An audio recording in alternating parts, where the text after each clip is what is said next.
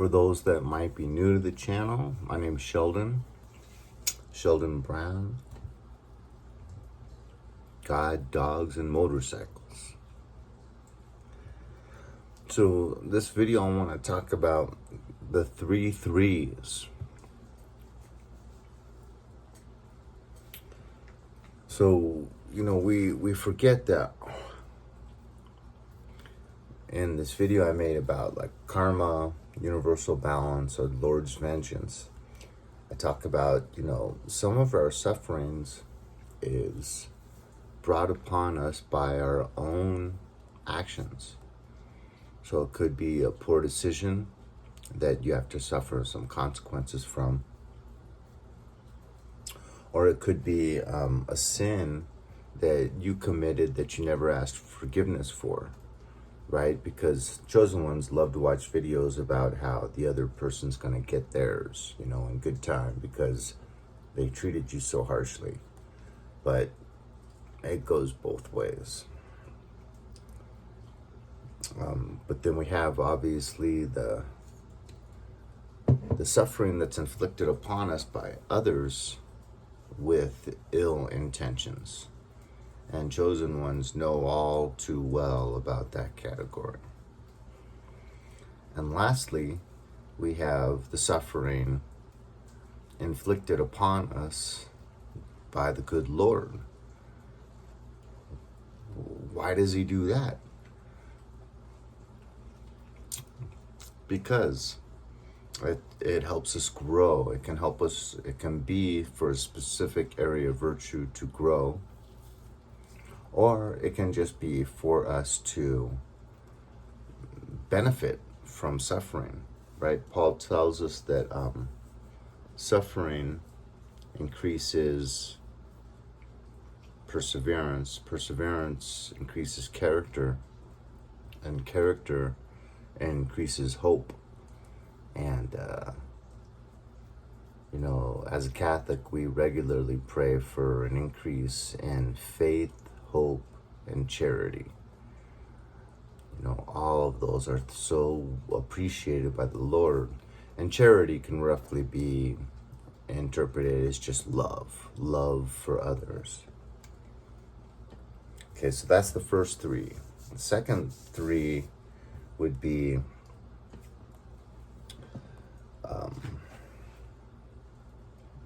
3 reasons to rejoice in this suffering. So 1 would be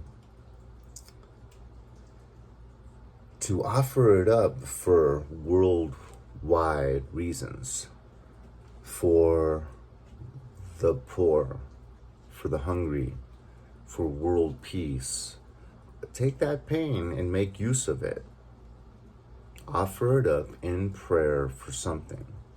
The good Lord loves that. Think about all the pain that we just waste when we have so many good things that we can offer it up for. We can offer it up for the sins of others, right?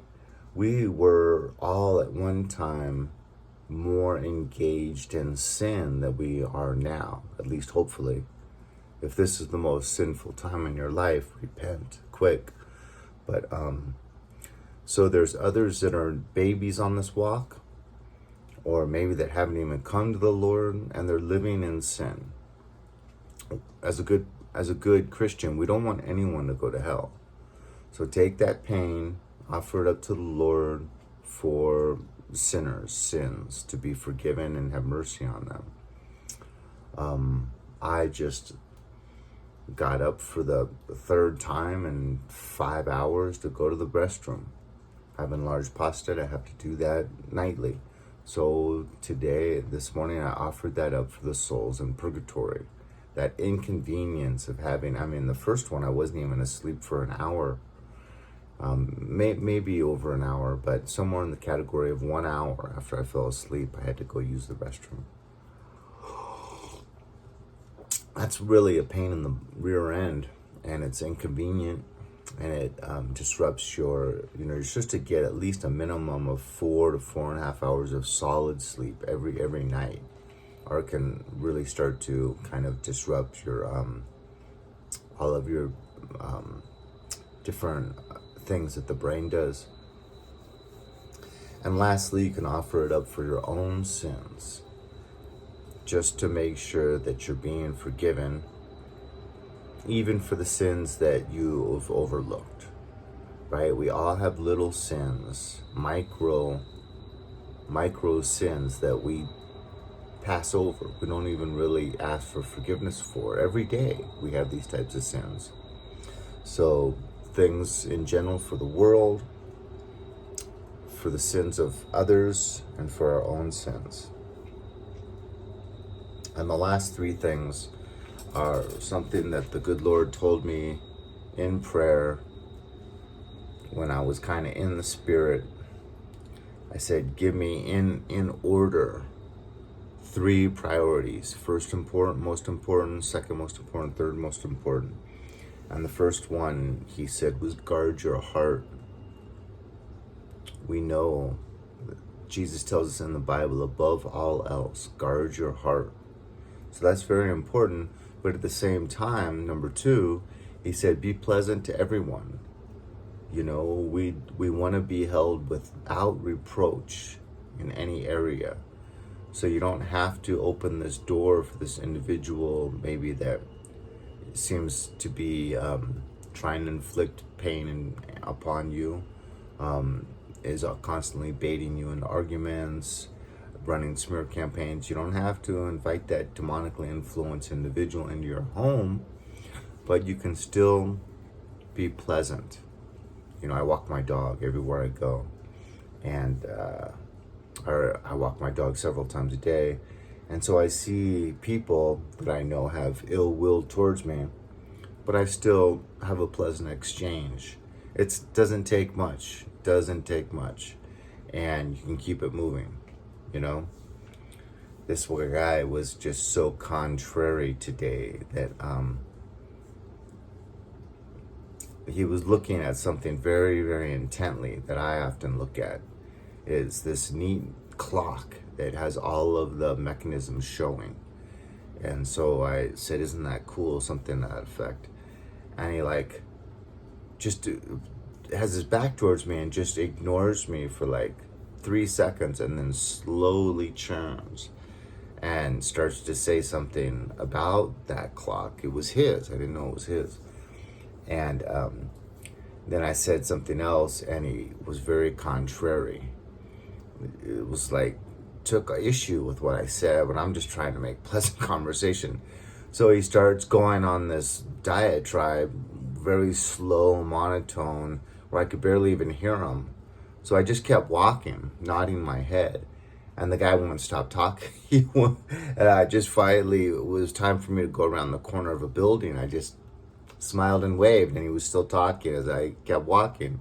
You know, the guy probably enjoyed that. You know, some people love to be contrary and make you sound like you're an idiot. You know, and I get that a lot here. People are saying that I act like a know-it-all and that I talk too much from a place of authority. So the guy's probably heard about me and wanted to show me that I wasn't so smart. You know, so he had a good time. That's wonderful, and I didn't let it bother me. I was still pleasant, but I kept it moving. And lastly, he told me to pray most for my biggest abusers.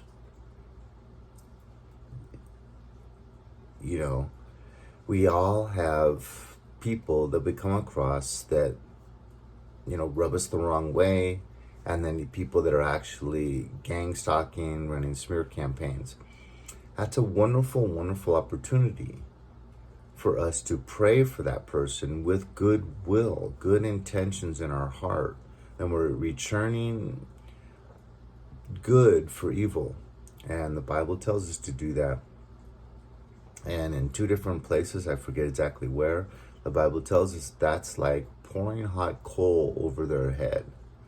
You know, or if one person that's really been out to get you for a long time, and then you see him in need, Maybe it's a really hot day and he has no access to water, to offer him a cold glass of water, and they're going to feel some kind of way because they're going to accept that because they really need it. They really want it, but they're accepting it from this person that's never had ill will towards them, but they've had ill will and they've been running smear campaigns for months on you. And here you are doing them a righteous deed. So, praying for our abusers is something that the Lord instructs us to do. On the Sermon on the Mount, he tells us that it's easy to pray. It's easy to love those that love you. Where's the difficulty in that? But to pray for those that hurt you, and to love those that abuse you, and to turn the other cheek. If they strike one cheek, offer the other cheek. If they try to take your coat from you, your cloak, offer your tunic as well. If they ask you to walk 1 mile with them, offer to walk 2 with them. And he's referring to the people that are cruel towards you. So we get really caught up in thinking poorly of others, and it's easy. It's human nature. And look at the Old Testament. Look at Psalms. Everything's about, please bring your wrath on this person, good Lord.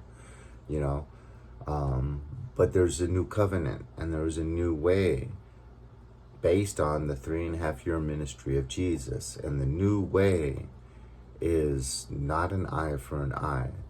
The new way is to grin and bear it. And being a Catholic, I've heard it told to me by a Catholic priest on a YouTube video that the difference between the people that go straight to heaven and those that have to go to purgatory are those that complain about this, that, or the other thing, about this person, about this suffering.